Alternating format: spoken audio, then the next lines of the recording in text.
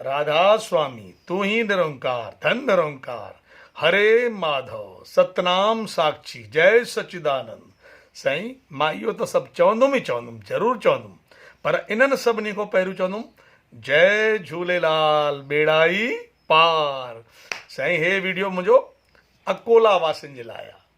अकोला जा माण्हू सिंधियत जी ख़ुशबूअ सां भरियल, प्यार सां भरियल, मुंहिंजो जय झूलेलाल वरी वरी तव्हां स्वीकार कयो। साईं हिकिड़ी ॻाल्हि थो चवां, जेॾी महिल सची ख़ुशी थींदी आहे न, पेट में ईअं मरोड़ पइजंदा आहिनि। असांखे बचपन में ईअं खेल ॾिसणु वेंदा हुआसीं, पिक्चर मरोड़ो पवंदा। मां शोले पिक्चर साईं 5 अलाए 6 दफ़ो ॾिसणु वियुमि, तॾहिं बि पेट में ईअं मरोड़ो पिया पवनि मारे ख़ुशीअ जी।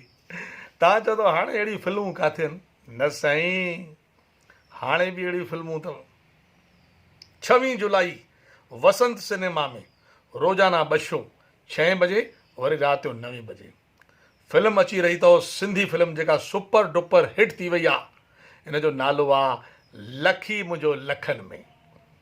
धन्यवाद आहे असांजे भाउ मोहन सुंदराणी साहब जो ऐं निर्माता श्रीचंद सुंदराणी रायपुर वारनि जो, जेका इन्हनि इहा फिल्म ठाही आहे। ऐं असांजे प्यारे भाउ लखी सुंदराणी इन सपने खे साकार कयो आहे।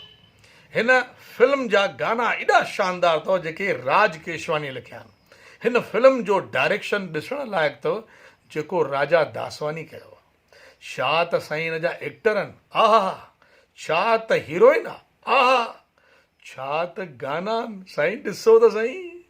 ऐं साईं हिकिड़ी ॻाल्हि ॿुधायांव, हिन फिल्म में मां बि आहियां, यानी पृथ्वी आयलाणी।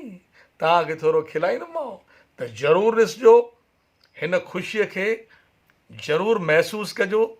पंहिंजे आड़े पाड़े वारनि खे, पंहिंजे भाउरनि खे, पंहिंजे रिश्तेदारनि खे, वॾनि खे, बुज़ुर्गनि खे, नंढनि खे, घर जी जाइफ़ुनि खे, भेनरुनि खे, माताउनि खे, सभिनी खे वठी वञिजो लखी मुंहिंजो लखनि में।